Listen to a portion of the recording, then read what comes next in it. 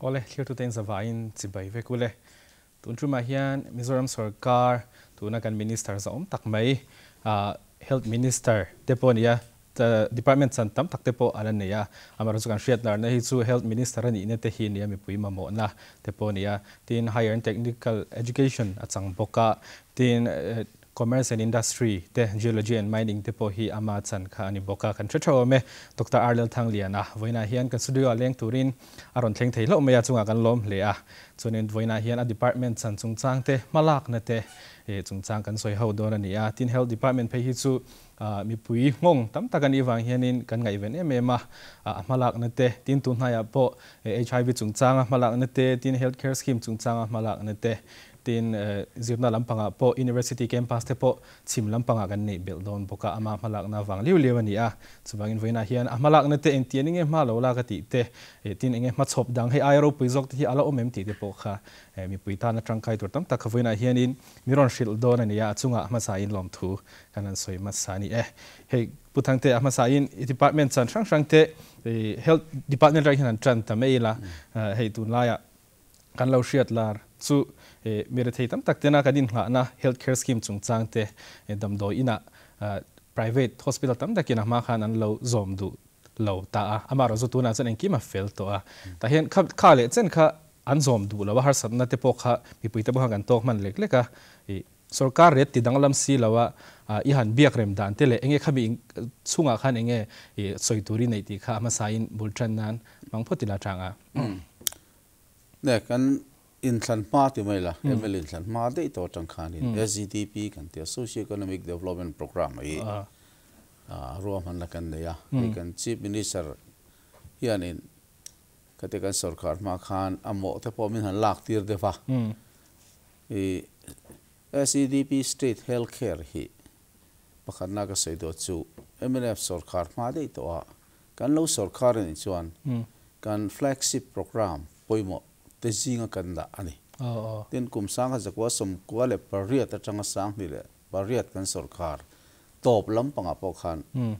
healthcare scheme hi kan han kalpui ari ta kan kalpui man lo fani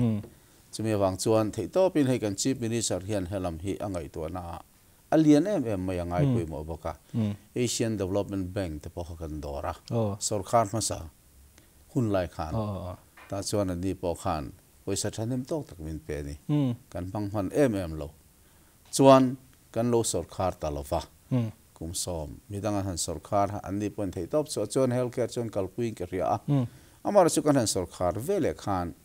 kan CM kan chief minister MIZORAM thang hianin angai poimo a ta chuan healthcare society kha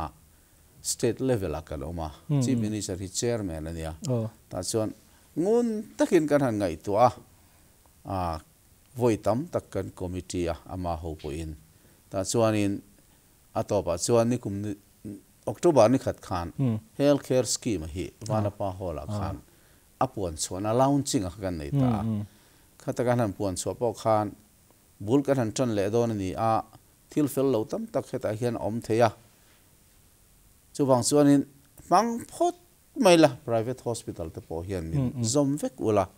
amaro chu fel lo amani chuan zoi zoi in kan langai to zel don ya ti khan thu po ka soini ti chuan kan han kal chhota toy zong in kan han kal chhota private hospital then khat chuan an zom hal maya mar chu enge mozat khan an zom hlei thei talwa ke hi December tha lai hol vel khan USA kalangaya chuan thakhat don kan thangbo kan thangbo sung khan enge mo bo ruak thafak lo te po kha zep thom lova omani chin thara bo kan private hospital te tin kan blood bank kan han pan dan chung sa te po han thil khom nak naka chuan USA tanga karon ho kha karil ruwa hi chu chin felangai ni ti kha alanga engtinge kan tiang o kan tia kan ngai to pathian he ka tong traya lalpa hi apoi mo sia akong hi min kom horo khatia zan khat chu ka tong tra na lo lang ve tat chu private hospital association te hi ngien na siam la le kha pe la an ngai to turin ti kha awni hun kal to khan ziak ta ka han ngin hi ka lo nei chi alawa an soi pui da chu kan nei fo thi na ma ro chu sot lu tuk thei lo te po ni mai theya chuan ngin na kha tu kha chu ka siam ta chu ka ngin na siam chu chomhalam dar song pani malam pang khan ani che ka reta lo wa di som ni le pali di mai the January khan ka pek lu tira an ni na lo ngai poi mo hle maya ka ngin na chuan tiang ka zia ka hei October ni khat khan healthcare scheme hi kan kalpuya zom vek tha ka ti a fel lo lai tam tak te po mai thea chung chu zoi in ron thlanga committee kan oma kan ngai to ze donia ti khan izom phot mai ngutin kan ngen le ta ni chu emergency meeting hian ko ni ka le khan hu ve le khan ka lom khop mai min ngai ko wa chuan chumi ni vek lai dar thum chuan ka do ka na hian lom takin ingen nangai poi mo in kan ron zom thei ta e ti le kha ka kamuta ka lom ko maya lai dar thum khan to office hi dar lia khar ni sia kan official then khat te kha ka kova ang po ni sela file process la an zom lo wa nga an panel ben kan lo li sak to te po hi hetiang ani chuan kan siam fel sakanga ti le thil dang tool ne no chin fel ngai kha omani file ron move ngal ro ka ti an ron ti khala ma ra su lai khani to thui tak kan kalban talwa tuna pe chuan engkim mai he fel fai de vek chho tan ta chuan kan han kalpui chho ze langa nakina enge morot na thazok te lai cha tak takin ti hlotin harani mole ti an lo nei ang chiaw mani poin so lai chu ngai to na kan chief minister society chairman ani nang hianin kan ngai to zel tura a hovin kan be se ni ti kha alama tuna hianin kalau shed dan son notified rate ama sarkar anzom du lo kha angai ve khana la kal thauta kal photang ti dang la ma ni chuang lawa amaro chu imbiak rem na ang khan ti ala ni chawan mo chu ti ni chuan yana thona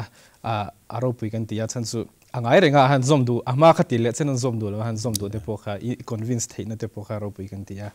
tin chu le ro ya chon hospital la tuna kan buai na le pakhat buai na han ti la rideu hat kha ma blood bank chung changa po khan alak chu dan kalphung a protocol khami han zom dana po khanin soisel na kha ta hrichiang lo te pon ni mi the tang kha chon amaro chu Association for Voluntary Blood Association ka chuanin sarkar kan be zelanga atha ber tur sarkar in ngai tuang ti kan ringklat ti kha an soi ve thunga akha su pol lian ber mizoram ma pokhovel pum ho po thisen pe tu ber khanin an thlop ni chau khan kan lo she boka khabi chung changa po khan enge malak na tur tuna an kal dan hi han soi fia de ka ngai inga riat lai kha min soi fia sak thei chuan de soi fia chip chir tu lu tu pe chom lowa hi chu India ram karon lu le pa khan ka lo ria ka riat ve le khanin kan Health and Family Welfare Board Chairman, Vice Chairman, Dr. Thiam Sanga MLA hi kabia meeting local la helai kan thilti dan hi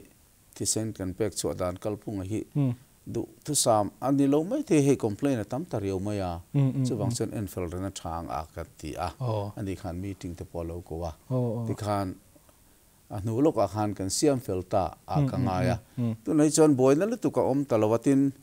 hemi blood donation lama association kan ti tu nei soi te po kha message ka thola USA chang khan ta chuan ani po in thei top chuin chan kan lo la anga anti a tu na hi chon kan bo ro khi a tha tho khat ta viawa fel zo ka ro rel na ro hi chu ala ngain ka ringa tin kan blood beng vera thok te po hi te bin an ha lu tu ve dewa heng han siam rem te tin efficient ti mai la chak zok le ol sam zok le rang zok ka kan che thei dan tu ro chu kan ngai to ngai do na tia zo na min zo ta ka chuanin zoram mi pui te a big takin hei pol student kan ti te YMA kan ti te le NGO dang zong zong te po kan ngen non fo do chu ko than pol te po tin ko thana thalai kan han ti KTP TKP SAY kan ti BYD kan tiang te po kan ngen ngoi du chu heng hian donation hi na sa takin tu mai in ron pethina ron pethina hei hi tun hun rem chang DDK income na kal tang hian helama hian mi retei har sa jok te engeni damlo ma khuanga ya ron pe chok turin ngen na kan siam tel ngal tiang hi ha pui mo khop mai alo ma me sonin help lampang han la cham zel thaila Mizoram kan har satna kan na tor kan thi pui number chu cancer hi nia tuna hian cancer hi enkol na hi kan nei ve a sima boka amaro chu i phaya te in refer te hi ala tam khop meya kan du khop hi kan nei lo nge tuna hian kan din mun chia hi tin enge hun lo om tura kan sema boka cancer hospital te so upgrade tum na ti changlun tum na te omem ti te cancer treatment a hian in Mizoram hi chu thave to tur kan nia kan enkol rei to a tai kan din mun chia hi doctor kan nei dan te kan facilities chungchang ti min ril thei chuan adi khop mai cancer hi ne nata ti biome takania anti dam lau hi har khop maya amar chu early stage dia atir lampanga kan riat ero hi chuan dam te po engemaw zat chuan ta nimin kha world cancer day nia ta chuan thu po ka soya ka thu soya po ka ta lang nuala india rama hian cancer nat na ve hi atam na ber hi kan state Mizoram hi kan ni chu wang san nas ta ke den tran lak ngai di woine hian ka soi duwa tin chumi rol chuan tuna zemabo ka kan cancer engani hem na khol aso kum som ni ai re to akan le khania a upalu tuk to a arim box ya mo maya arim box ya hem tunan tam box ya chu wang chuan kan cancer patient te po hian e voi ni voi tum chu ka vatlo to a tun hai te kar kal ta po khan jing kar ka vatlo ni ta chuan an din hun te po ka va khe chiang ta a so kan cancer hem na khol han thak mai dan so rin ai na khir khan khop maya adana tur uluk taka athar kan le ni pun kan siam ngaya tuna san kan zo tep to AC fitting vel so kan zo wanga tin tuna hian cancer khol thar lak le na tur ka en kim mai kan chief minister min riat thiam puina in state sarkar fanin viable se som le pali don line ni tuna hian kan cha thleng che pa hun reilu tuk lawa hian athar hi kan vuwa thei chuan kan fit thei chuan in kan ji om ko kin karinga tuna hian pa chak takin kan la meka ole chu ni selatum na kan cancer khol hlui sa chu apat pom to lo a company an juk leina po kha om to lo repair ngai no vak pom to lo ni ma zo pa thiam khan an phua chu pan repair mai mai ni chuwang chuan chu lai chu ni ta sela pan hi da chuan khalai kha chu kong dang ni sela India Marsak State hian cancer hospital thaber ne hi karil rolian ani chume wang chuan nikum khan ngai to na kan seng na se me maya ta chuan cancer specialty hospital kan tia cancer hospital ani dan tur anga tun lai khovelina equipment ban ruwa kente a hospital sak dan tur kal phungte a hospital talathil om dan tur jong song uluk taka ngai tua ruam man kha kan siam ta ni ta chuanin poisa khangai tam em maya vaibel chia zanga angai ni vaibel se zanga chu noi hlir han soitela noi singa nya engtinga poisa kan hu theng ka te kan ngai to pa chuan pathian ni min chan pui ni kum chanulam khan jaika funding kan te maya Japan International engeni funding agency kan te kha kan dorta Japan funding agency do don hian India sarkar phalna aya Mizoram sarkar phalna chu kong dang ni sela khang zong sung kan paltang atluang tevin kan kalta chuan Mizoram state sarkar ina kan lo dolet ven tur state matching serang cheka tem zong ai boka ta chuan kan hlotling ta ni tuna hian engkim kan pe fel vek to a tin kha hospital satu turatana international khovel level po engeni mithiam big architectural plan khatiang kha kan siam kan nei ta ni chung ho pa chen tlom te in noi som ha mo lekin min ti saka kan ti fel vek to a tuna hian DPR le ma uluk dewa han en le mek ni in hun rei lo te a solai so na kan tran the kan be sei sumruam han na chen ki ma fel vek to ti ka soi do a chu tiang ani chuan India Marsak Street a hian cancer specialty hospital leo ang chi hi anei ma saber kan ni thengem o khatia tin kan nei ni chuan Mizoram chunga cancer natna har san tok chau ni lovin India Marsak Street หุ่นตั้มตะกระจังเฮียนมิโซรัมเฮียนนนปั่นเทปกันเบสนี่ติค่ะกันสวยดูว่าจู่บางส่วนสไลด์เจมาบอกกันหุ่นชั้นขัดตาทิลดังกันมัน Central Medical Store กันหันเตียงมุนเตเพย์จู่มุนดังกันส่วนเตปองไอโดนิงกริงอ่ะเตียงส่วนมากันละอะไรเรามันมีข้ามีข้ามันเนี่ยน้ำรู้ในสวยกันเราเชียร์จันเจนทาระเตปเรามันต้องเขาเป็นกันเชียร์ตัวนั้นเหตุส่วนนี้กันสารตั้มตะกี้อินทนสวดที่ยังไงจกทรีนะตัวนั้นส่วนอารมณ์ลุจกที่พวกเขาเบสใส่ใจละตั้มตะกี้มากันส่วนปุยเบสใส่ละทีนประคัด Health Department ลำพังชนะมาลักนะทรากันเราตีบกสุให้มี sub center เต wellness and fitness center กันที่มีขัดยังกันลานกายันนิตาเตทีน staff in ได้เราเนี่ยเดี๋ยวพอนักสัตว์กินผู้ชุกอันนี้ยังที่เดี๋ยวพอกันเราเสียข้างจุงสังเดี๋ยวพอขัน sub center เดี๋ยวพอฮีติดตั้งจนถึงกลางส่วนอันดำโดยอินเวกอันนี้ไม่ตา hospital ลำพังเรานะส่วนขัดยังรินตลากจกเละรอนตลากจกตัวละอันเทตัวเดี๋ยวพอฮีเจียงจกกับมินชิลเทส่วนอันที่เนี่ยฮี function อันที่เดี๋ยวพอค่ะมินชิลเทส่วนเนี่ยให้มีจุงสังเฮียเตียนมิ่งเฮียนั่นเตียHealth and Wellness Center อันนี้ท่า Sub Center พิงค่ะ Health and Wellness กัน upgrade โดนท่านี่ดินหุ่นสร้างจกกันร่างกายโดนที่นั่นนี่จู่บางส่วน Sub Center ป่วยหมดเลยแม่จู่เฮตัดทิ้งกลางกิลคอร์เต Hospital ตักกันในที่สีลงนักขันป่วยหมดเลยแม่มีเรื่องที่อันบันพากับ Sub Center ค่ะจู่บางส่วนให้กันตีจังจุดง่ายนี่กันตีอินเดียสังกัดปุ่นง่ายปุ่นมอิน Health and Wellness Center ฮีดินฮีเรมินติสักมิโซรามาบิกแต่กินจักเต้าไม่ให้กันกัลปุยที่อินเดียสังกัดเฮียนิน International อย่างนี้ Funding Agency กันหันติโดนอย่างนี้ใจพายโกอันที่คุมีอย่างนี้ Baltimore USA ขวานินอัน International Office นี่แต่ส่วนตัวที่มา USA ปกขนาดมานี่ดินส้มตักเงี้ยUSA local ละ meeting กันในปุยโดนสิเนี่ยที่ตัวเป็นมิโซรัม big ที่จันปุยเจ้ากันหัวมันเนี่ยที่ International President พิลิสลีค่ะเจมาบอกว่า Health and Wellness Center มาสเบอร์นิคุมทะเลเวลกัลตากระหอนขานอารอนกัลงั้นแต่นี่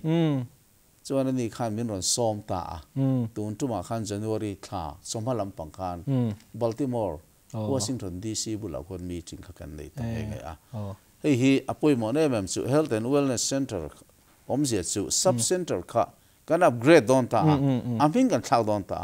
เฮ้ยตัวน่ะไม่พอเห็นสมงาเวลกันที่มันโดนตาแต่ส่วนข้ามีenrollตัวบิกค่ะ BSc Nursingเทียมนับบิกเนี่ย nurse นิสัยเทียมไม่หลอกกันละตานี่ทีนช่วงมีปีอะไรมาส่วนข้า health and wellness ข้า enroll ด่านตัวบิกเรียวรวมกันเอามาฟังขานอย่างนี้ training ข้าทารุกกันไปโดนตานี่ enroll ตัวบิกhow to know how to ป้ามาค่ะแต่ส่วน sub center ข้าดิโดนแต่เรา health and wellness เนี่ยงะ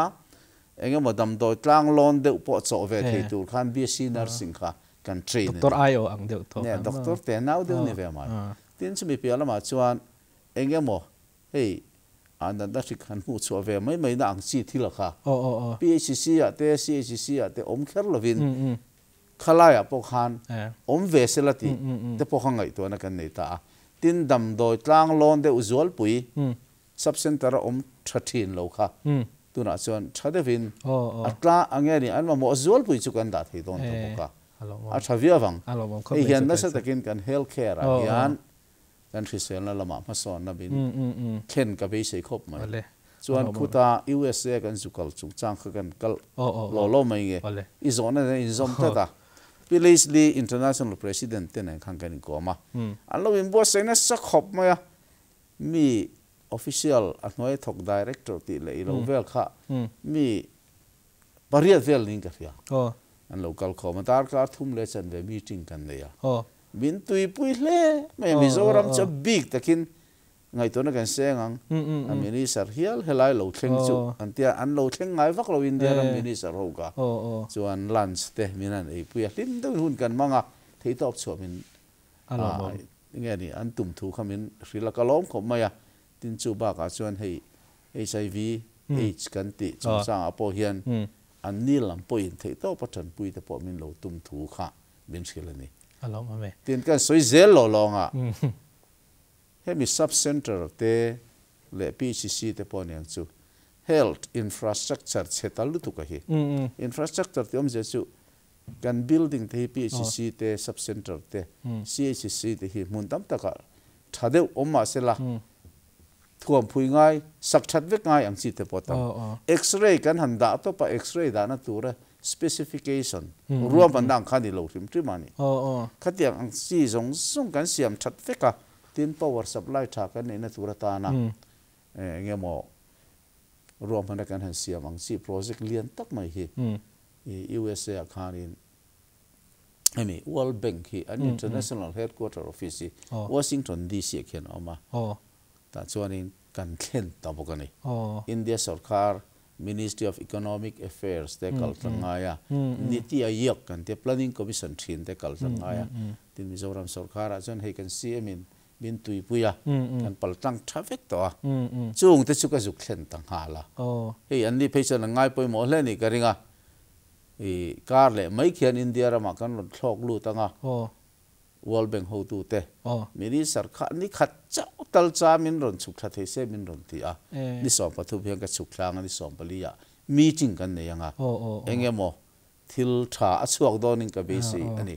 chu chu kan ti thei ni chuan mun tam taka ka sub center te kan PHC te le kan hospital te hian ma son na thar kan mu the kan be se ani a vut vut choni lawanga chu chu kan soibel du di chu tin tun tuma kan han kal khan USA khan he Mizoram hi kan thriat angin AIDS nat na HIV a hian India ram asang filor lak kan nia state dang ai kan sang kalutuka tun pa ang lo tak mai in hi za thak viau maya chu wang chuan UNH anti te khanin USA local chuan min ron tlo la thil kan soipui ang che min lo ti lau boka ke in tha ka te boka chu meeting chate mai an international officer kan juk ne ya mi an ngai poi mo khop maya an ho to nu ber phei chu age nan da lo ve to dam le ta khan ya a ve khop maya tension meeting chade mai kan ne ya tin Mizoram din mun le pui kan ngai na ria khan technical support an ti maya in ngani Mizoram in tha le zung thiam na panga bin ron puirang chi te po tian tuma tin chumi pe lama chuan an soi pakhata chu America sarkara hian Mizoram tan big engemo puyan ngai na thu hi kan lo thlen do ne ti te po kha tongkam tha min hu chia kalom khop mai chu chu tihangan kang kai kwal vel ta ni kha lai kha ni ka zo tum tam tak bokhi ron sang hala HIV chung chang te po kha malak na tur tam tak te po kha omin ka ria tin HIV chung chang khanin hemi a internal ti mela Mizoram chung lam panga tuna kha chuan UNH lam pang te malak tum na kan ria lo ma mani ni kum lam pang po khanin central way me OB te po kha income ta sarkar te po khan Mizoram hi vei om khop me HIV chung chang hen tinge achung lam panga tang hen tinge ma kan lo la kang ti hi ro man na kan siam to MT kha kan siam na sakhop mai tu na hian nikum khan ahmas saberin sinot ko ran lian ber te hian ni a an officer meeting anti OM antia mi pariat hian oma chung chu thingpui in pui lenga ka soma kan lim khop wen ron kal kim vekani OM hi kan kal kim ngai manglo reng renga anti an boya wang hian a then lo jin thina chibi tum chan ron kal kim thap maya an ni hianin ma an lo lak to chin te po hi sinot chuanin an lo nei ni chung te po chubin han hriat tira tin ke poin an mani te nera tho ho dan turang si ti mai la in theang anga min pui turin ti mai la hei chu ke mani problem vekane kan hasani nang khat kan ti a kalom khop chumi nu chuan MKHC kan ti Mizoram ko ran shwai tu committee kha kan han in ko le ta an lo kal thak khop maya an ni po thei top chua tran la turin a to zong in kang ye na an ngai poi mo hle mayan vei boka kham lo de hun kan manga tin chumi pi alama chuan kalom ne mem chu Mizoram Government Doctor Association kan tia MGDA le Indian Medical Council Association kan tia IMA te ka kova thingpui kan ina an ni hian a chunga thok tu ne wang hian doctor ho hian thil ruam han tam tak siam nei tu te puin kan han thena ma se an ngai tu na lo seng cheu to a chuan pol pakhatan din ta ni doctor ho chuan pension to le thok lai mek doctor te ho khan da han tia chu mi om je chu AIDS HIV do na pol an din ta anan ti thaje chu MGDA khan in cheng noi khat association en thoa chuan IMA khan noi khat an tho ba chen za noi ni khan bul min tan pui ta ni ka kha an ti thakho man chunga polom tu ka soi ngoi ngoya ten an ni ba ka hian in central YMA OB te ka soi puya an ni point thei to chotan lak lo in huam thu min thrila tin heng ba ka hian in Paul dang neu hey Bizorama ko ran Paul chi sang kan tama central KTP ti te TKP kan ti te SAY kan ti te PYD kan ti te ko ran Paul hianin hey youth department thalai lam department khatam ta kan le chung ho chu ka ko khoma ti mai lang ka song khoma assembly annex hall a son nikum khan kan ne ya kan lo thing viau don ka thia an mani ko ran thewa thalai ruala khan palak an tum thu kan thria kan lom le maya chung te chu kan han te an ni ba ka po hian hei mizo zir lai pol kan ti MZP kan ti te MSU ti te po hian in an vei thu tin college level a student union kan han ti te thleng po in nakina rem chang ala kang kai tu ra ngai te la he thil hi chu sarkar malak na chu omanga ma se kan faya kan than thlan na turin ti min riat puya kalom na mem chu Mizoram anga Pol NGO kan han tiang chi te enge ni omze nei takadin hi India ram hundang hen ommeu lo Mizoram hen kan nei the ma pathian mal som na ro pui takania hi kan phan tang kai po ka be se khop mai alom ameni awareness lampang hi chu kan ti thatrin khop maya kan minister zam tak malang na te point na sa zok te point kalpui turani ringila chuan health department lampang hi kan chamrei ta dole ka chu ti lai chu atop nan health department lampang kha chuan Zoram medical college kan nei sun ko medical college MBBS zir theina kan thia them thei dan tur chuan kan nei sun ania tun hen enge adin mun tin machhop ati len lampang te motin speciality zir na thleng te po khan entinge machhop POM ti kha thriat kan cha ka tin sumi ba ka choni chan tel thei chuan mi pui na kan hlok pui thei dan tur hei aina sa zokin na chan chu vairama de chuan hun puyom nei de chu achang kang kha sot thin ta falkon mi pui tem satam pang tlang tung te ta po hlok na te hi awam zel theingem te po khamin chan sakla ne Zoram medical college hi ne atira chon mai bar kan ti khania August sang ni le som le pasari khan dinania chuan tun han kum khat le chan ve ala tling lo dewa om je chu medical college puitling ang kha ala ni thei thut lo ni kum nga chung adin ni chang khan inspection antia Medical Council of India hian soilok le rilok omia lo hian surprise antia anon check anon inspect thut ta chu thlathum thali thanga dana ten ron ti ta tu tenga local don ti rial lo an thlen na po lo bu sai thei pon lo asang chun airport a check in direct in ron kal po englai po in rin ngai ni chu wang chuan kan han sarkar ve ta kha thei to pin than kan la sarkar ma sa te poina bulhan than na choni thoba amar chu kan refer hospital kan ti rim tun ma tanga sofal ko na omso MNF ang tak po in kan rilu kan ngai to na senga abul kan lo chan ve ni to wang hian kan ngai tha thei lo wani tia medical college anga an lo chhota ka hian tuna kum khan le chan ve pola tling lo wa pal tang tu ri kan langa em aya kum nga chung hemin enge ni ron endik chhoze langa medical college puitling tak tak recognize medical college om tur chuan tuna hian kum thum lesson ve borvel kan la in pasona ngai do na chu wang chuan post graduate class ti te le til dang apo kha atir la mai chon ngai to na chu nei mai la han ti zen sung ka ti chi lutuk lo mai thea ma se MBBS kum tin tu na hian za kan la ta khim sim hi a tha rim ta tin tu na hian ti tur tam tak oma medical college din hello na men lova health ministry tang khuan vai bel se za somri le pakwa kha bin han pe kha ni maya kha chu be tham de wani til tam tak building saktura oma ten hostel alo nga ya ten professor ho te medical college ni chuan khang ho te le thok tu dang te quarter te lo nga ya MNF sarkar masak lai kan lo ti te sok kan han sei de ti khan engem chen chu zia ta amar chu kan hostel ero sa chu kumtin za om theina somnga mi chia somnga mi pa om theina tu kha ti je langa ya eng hen vai bel se somni som thu mangai je la a hau ta khop maya tin pos engeni da kha na tu ra tan sum rom han te siam chau ze la lo nga ya enga hian kan chief minister hi ka fak thida medical college lo tin na tur tan chuan in ma moni chuan ran khan zel phot ro ti har san na om lowin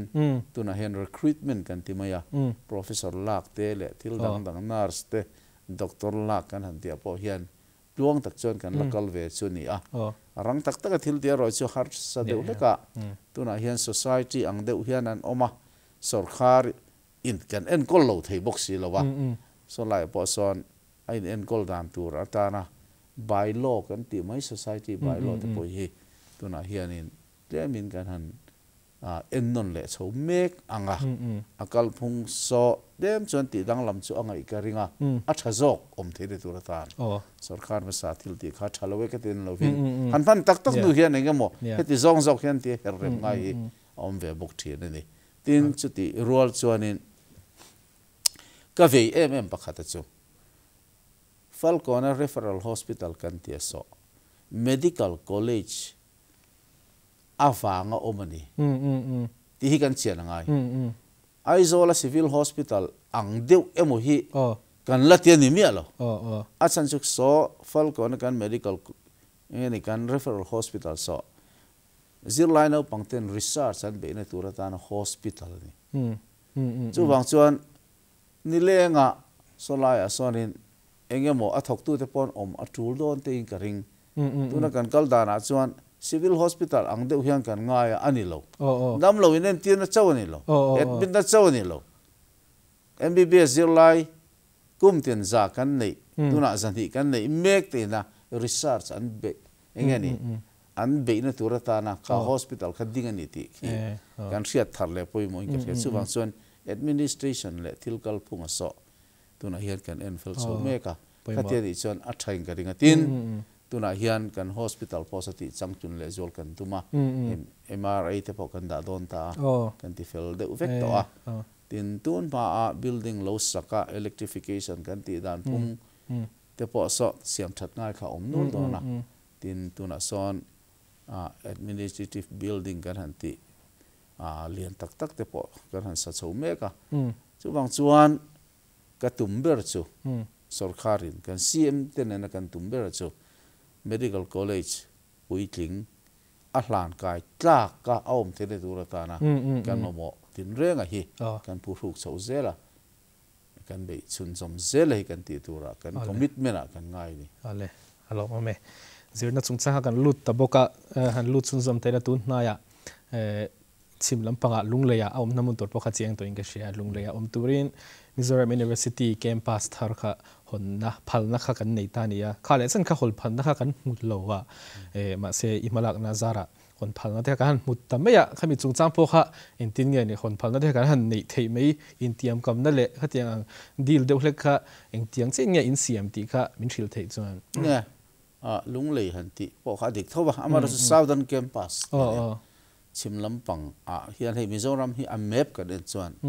atung et maya Aizawl hi a mar lama oma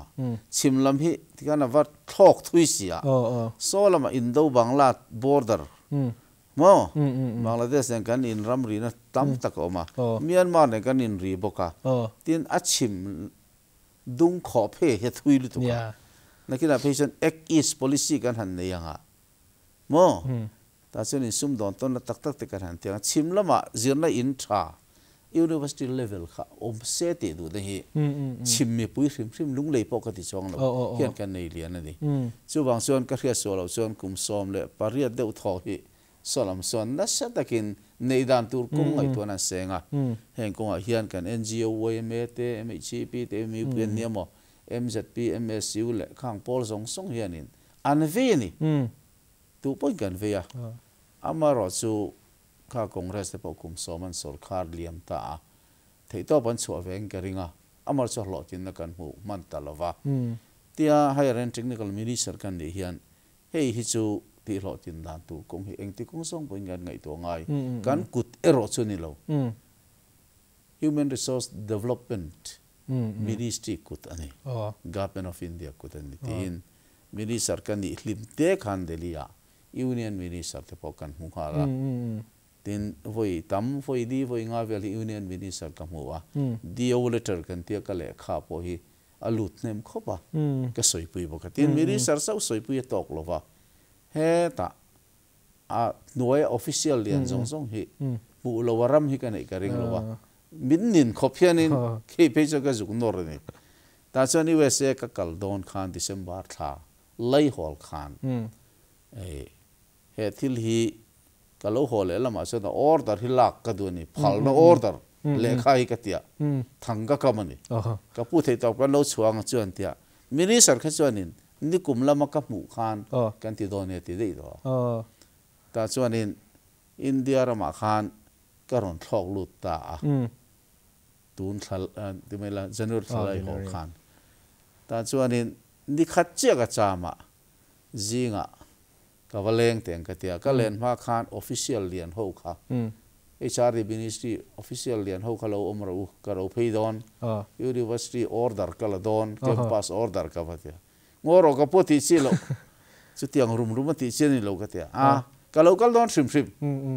kum thar chi bai ka buk don chu ka vati kwal vera ka vakal ta ka chen thing pui ne dikhan min lo welcome thakhopa ta chuan a file khoing om hrim ka endu ka tia lak chua khachu khan en khachu central file te khachu kan tan son ti chi lu to lo ma se aron la chu ka ena he minister ina approve vek to lo phal to lo kan nor na ti lo thlingin chu wang chen voina hena order ka la chok du ka tia jing chundar so pani bor vela di ka tla ka ngak don ka ti tatlata ka pu ngoro voina chen ti chi lo an tia ngoro ka ngak don ka tia Mase dar khata khanin tribal affairs minister tele health minister te mutur ka diwang khan ka thureng man lova engpo ni sela voin tlai lama a order lekha copy hi minron peru ka tita ta chuanin ka pu kan lo tum don nen tita ni har chun ti khop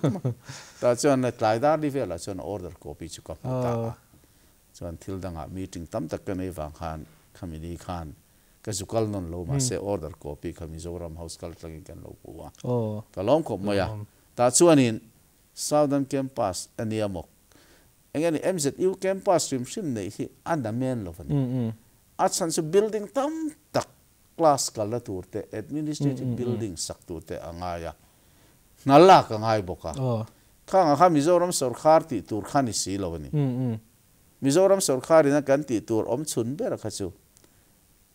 ram kan lo pe kan hai ta chulai ro chu kan sarkar puin ram ero hi chu kan peng chu ti in commitment kan siama chu mi awang min pe chun ne chu an le kha order a po khan chiang du ro zia ka ram free from all encumbrances and ti mai hei enge di boy lo tu rang chin ni te chen tia ta chuanin kar kal ta khan kan vai chan salor po hi ka fak du kho ba mi ko nga hian thei to pin khuta tho pui kan registrar te le ngeri kan controller examination and niamo finance officer and niamo khung song konin southern campus om thene tur hian ngai to na mi sian pui shrim kan VC phe chun da sata ka be tu te ji mi pori to ni amar chu ka lom na em chu kum som ni deu tho kan lo boi pui to higher and technical minister kan ni ve dek de ka kum khate molek tak tak hi kalania kan ni hun chunga a order kan han pu phalda kan han mui chu ka lom ko maya nimina khanin vice chancellor te le registrar te le finance officer te controller examination te le professor thiam ho ti mai ang ni po khan ngai to na lo seng lo ka he order an hu hian nimin pia mai khan so nimin khan dar khata secretariat conference hall a ko hovin meeting kat ko ta university tang he somni antin karing ani apoi mo zong zong su fa san salor ho no kal mai a kan kan se ho ta ram hi kan pe thei don chuwa eng pon sela bultan ran ta ngai tuila te kan tia so kan han tum na de ulek pakhat chu bul han tan na mai tura ka chonin athar ti don sana rei dona ma se campus a bul han tan da tur son engineering college kan nei building so chei thata pukpuya apan na kong siama electric lalut lo lu tira tui lalut lo lu tira tin quarter 10 khat professor ho han omna tur te arang chi han sak nok nok chuan kan vc page pan po khop mai vice chancellor ki July thatan mai lan tia ka hrelo lek enge ni kan andon ka hrelo he kan chief minister hian mi ngai poi mo le leng ka ringa khalai tak kha state sarkari da tum ve kha ngai ta ni July tak ka chu poisa min pek thei don chuan arang takin a campus temporary campus ka kan tran mai anga chu mi kan tran nu chuan India sarkara again Ministry of Human Resource Development hoin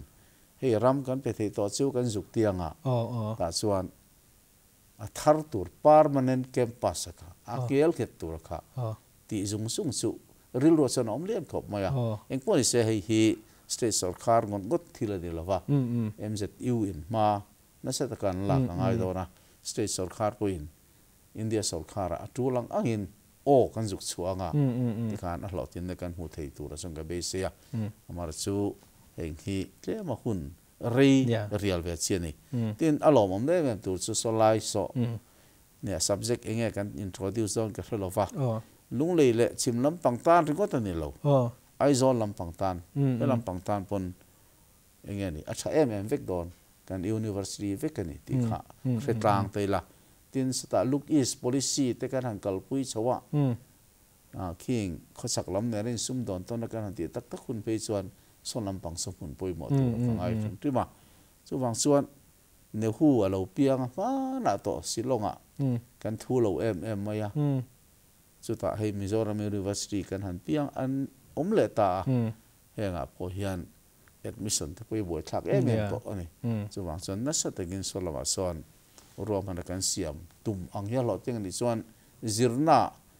enge mo mel lung poi mo tak mai chu tun ta ya theng tu ra ka ngai alom khop me ni zirna ga in chan lo sia chon zirna chungchang apokhani tu na ya zirtir tu in dei lo na hi college level b ka phe chon in kan soi zo man di lo ka poti romana college te chu an han zirtir tu son lo tur te han phut vele boka ta hian tu na hen inge kan zirtir tu college level a hian inge kan strength thi kan in dei lo na hi tin mani khan rusa khan tam eng moza hala kan ni boka heti chung hian kan la in dai lo thomi ti le ente ma chhop te lo kan in dai lo khop maya a chan chu assistant professor kan han tiang chi hi part time tin kan la thin kha lo ne sarkar sa te bo khan a tharenga contract basis ti te ma se chu ti chung chuan zirla hirin an kan pung chaka kan Aizawl college Aizawl ko puiching college kan nei ho hi sang khat an tong de uve to rang wana college sang ni du thoni to ti ro man to po sang chuang sit ani to ti khat kan lo tam viau maya khang zirla tam na kha chen heng klema subject ten khada phe chon section a thena lo ngai zirti tu pangan nei khan a zo bang to lo ni chu thing tlang klema hla deuh chuan I zirti ton lo nei lo deuh ni poin section a then thamani ta lo a big taken Aizawl ko puyan khong ai thlaka tin thing tlang a po ai commerce le din turin amin du lai khan kan ti hlei thei hri lova mar choi kan thei top kan chu dona DPNR lam te po hi voidoi lo kan soi puya kan mo nei kan thiat tlan achan primary school le middle school zirti tu nen anglova subject teaching ania midang na kep thei lova ti in rom han kan han siama tuna hen MPSC hian som ni vel hi kan la doning karinga tin khang jing han pasari kha chu polytechnic ta tu re mo lo ni lenga kha ba ga khan engemo tu na pension to po suruak kan nei tam tak omte tin tu tharu da po hian principal hi pathian pension doning ka ria a associate professor champhai ringot po history pathian pension dona khang jong jong kha tu na tanga tharuk vela pension mai tu ra hi khlokin heng post pa ngai sa no kha theilo hi chu min ho kha saktir tewa ti in tunen saktakin kan norme ka tin part time kan han tiang chiang khet chia lo te po lak phal na te po min pe ka ngai ni ti in e kan thena sa thum thani thum vela chon tem chon Aizawl pui chu kan puru ka ringa ma se ala tok ka ring chia lo tin rusa noi kan lak hi MPSC kal tlangania UGC dan zo la kan ni a eng ho po hi kup ni hi chu thatakin rusa poisa in kan choranga tu tu ma deli ka kalpo khan rusa lama ho tu te kha kan mu kan lama mo zui zel dona tin sirti tu mai ne lovin college building chelu tuk to te college na ken thil tam tak engmo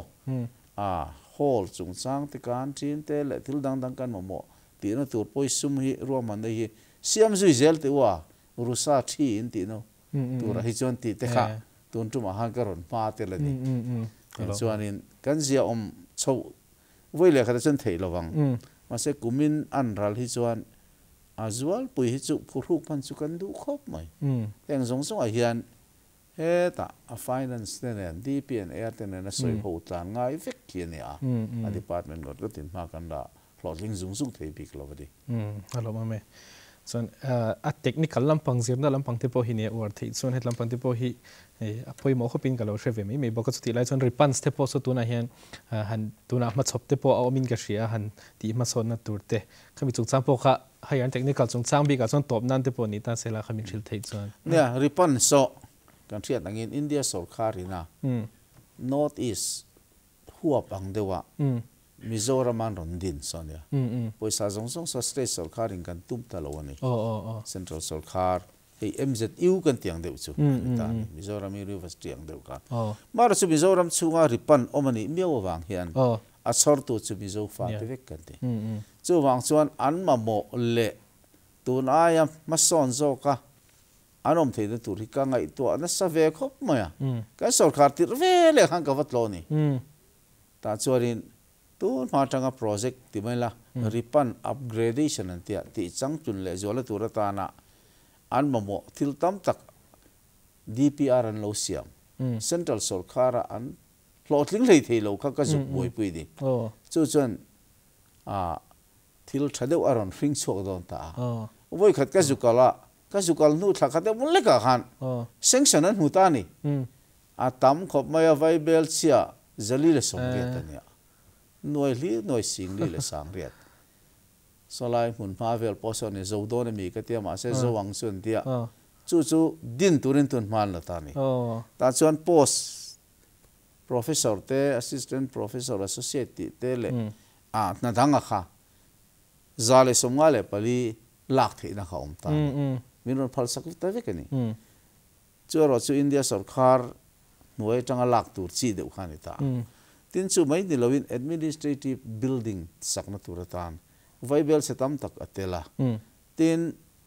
engani hey sport complex kan tiang chi hi atel bokani tin chu mai chu ni lova boys ngani ngele girl hostel sangna turang si po khateling ka ria tin chu mai ni lova resident doctor le nurse quarter kha asom tel sakte na turang te kha keng ta tin chu pia lama chuan postgraduate course pasari hon the na tur kha poisa khan kengari ei achievement ro pui takani do na maro chu India sarkar hi ka duai hian sanction om to nuan an muang china tum thum ni kumpo khan ka soi pui to a kan union secretary pi sudan ni phejon in joint secretary ripan and call tu kha how the work om line in muang lu tu ka tia tu na po hian delhi ka jukal le anga ka le khian hei tema norchak ka tuma MIZORAM state sarkar poisa suni lo ma se kan rama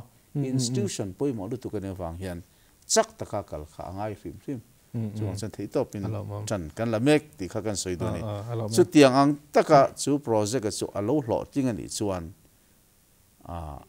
so lai tlang a sonin ripan thale zual chang tum kan nei thei ka basic ale alo ma mai malak nei thil tam tak kan shil bela kan hu bel don in lang e so nin atop nan ti toila commerce and industry itchan thau hi a bekin bazar pui bi puitena kan cha khailam na ber bazar pui perso a building te so a hlui ve to a chim lek lek te po a hlom thu khan om ve thina so lai te so intin nge malak te tumani em ti kha minan chan sakla ne kan